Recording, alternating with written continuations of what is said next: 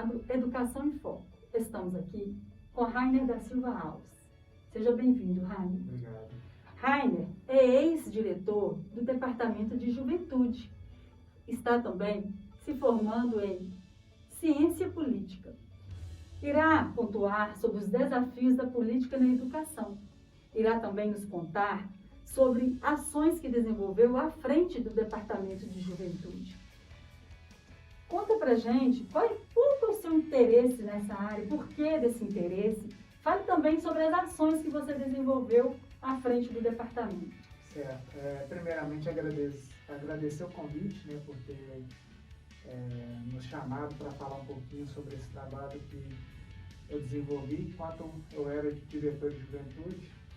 É um prazer imenso estar aqui e é uma plataforma importantíssima que vocês estão realizando, que é a Educação em Foco, né, para os profissionais da educação, para eles sempre ficarem antenados sobre assuntos pertinentes à educação.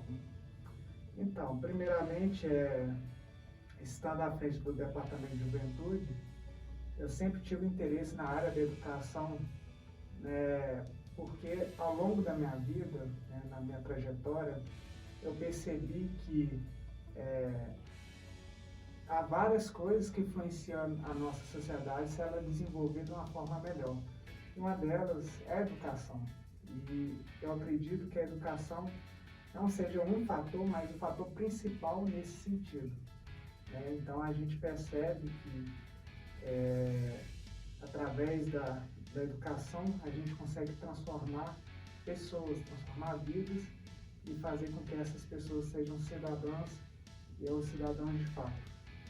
Então, através do Departamento de Juventude, eu desenvolvi o Pré-ENEM Solidário, né, que é um projeto de preparatório para o Enem, né, para ajudar aqueles jovens que não têm condição de pagar o cursinho particular, então ele ingressava no curso que a gente fez para poder tentar uma universidade pública, né, e estudar de forma gratuita, né.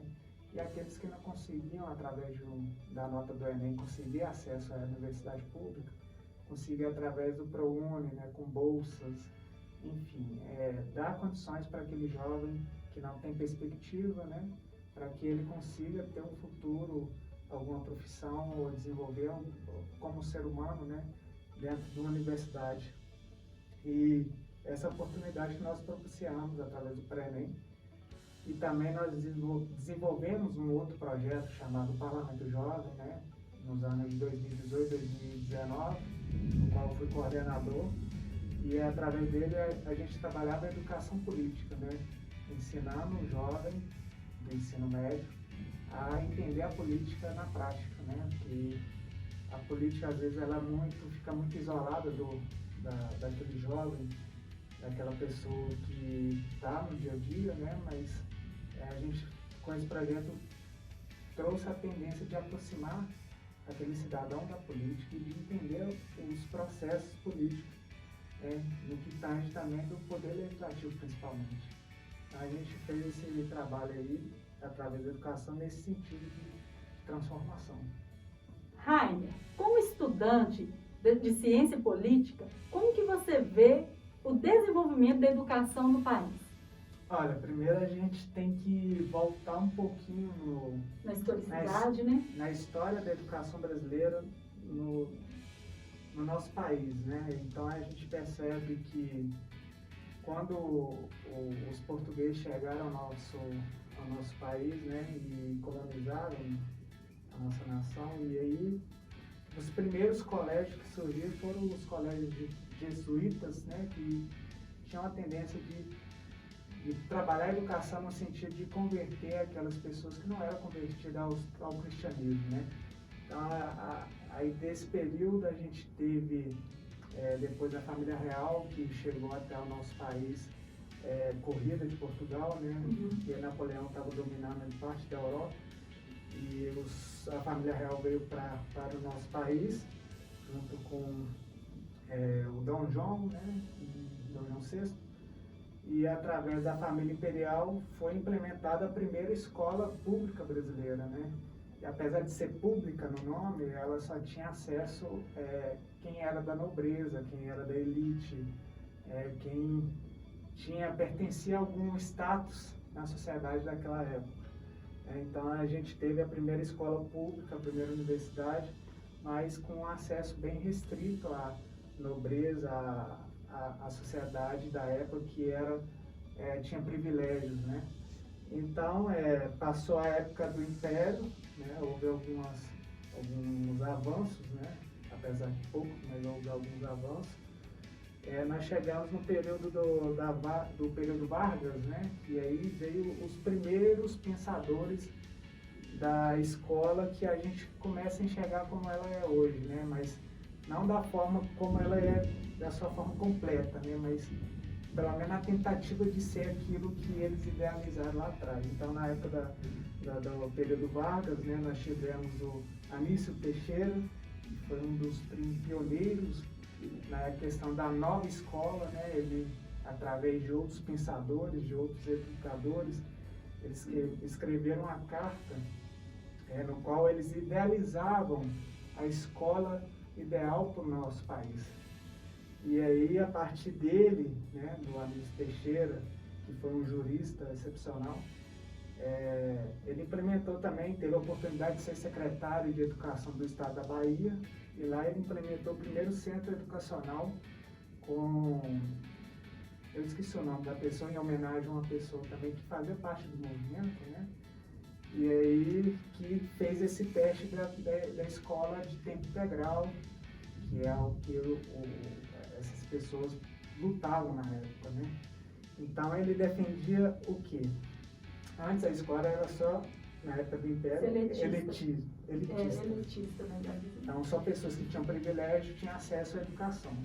Depois nós tivemos a Era Vargas, que começou esse movimento e teve a tendência de querer romper essas barreiras, de fazer com que a educação fosse de acesso universal, gratuita e também fosse laica, que não tivesse nenhum ensino religioso, que é aquilo que nós herdamos da época dos jesuítas, né? Então, foi o primeiro movimento nesse sentido e o Anísio Teixeira serviu de inspiração para que, logo após nós ficamos sabendo, conhecendo como o Darcy Ribeiro, que ele implementou na época, quando ele era o vice-governador do Leonel Brizola no estado do Rio de Janeiro, que é o CIEPS, né, que foram os primeiros experimentos de escola de tempo integral no nosso país, né? Então, o CIEPS, que é o Centro Integrado de Educação Pública, né, ele foi um experimento que contou com o aluno estar na escola o dia inteiro, com assistência à saúde, com curso profissionalizante, alimentação, né, e outras coisas mais, atividades recreativas, né, e atividades culturais, inclusive. Tudo isso pensando na melhor formação daquele cidadão para depois, quando ele vier na vida adulta, ele conseguir fazer escolhas melhores na vida dele, que vai dar a ele condição de concorrer com qualquer outra pessoa, ter nível igual de instrução, né? De instrução de conhecimento, né? Então, a batalha, né, dessa galera, né, vamos dizer assim, desses educadores, era que nós tivéssemos no nosso país uma educação de qualidade que funcionasse de fato, né? E que fizesse com que aquele jovem, aquele adolescente não se perdesse para outros caminhos, que é a criminalidade, que é o tráfico de drogas, que é os caminhos que infelizmente, né, levam eles a perderem a vida, muitos jovens, né? Enfim. Então, se a gente for parar para pensar, essas pessoas estavam corretas no seu ideal. Porque se a gente for olhar os países europeus, no quais são os mais desenvolvidos do mundo, que tem os maiores índices de desenvolvimento humano, que é o IDH, são países que fizeram uma revolução na educação, fizeram justamente o que esses caras pensaram, né? Justamente porque também trabalham a educação em tempo integral. Exatamente. Então, assim, você vê que esses países como a Noruega, a Islândia, a Finlândia, são países que primeira coisa que eles fizeram, uma revolução estrondosa na educação, um investimento pesado, de fato. Hoje, quando nós falamos de investimento na educação, infelizmente a classe política ela fica muito aquém disso. Não há interesse real nesse investimento. Então, é uma batalha contínua que nós temos que ter, nós educadores, vocês, no caso, vocês educadores, vocês professores que estão assistindo, que abraçem a educação de fato, que façam com que qualquer iniciativa do governo, seja menorzinha que seja possível, consiga dar valor a isso.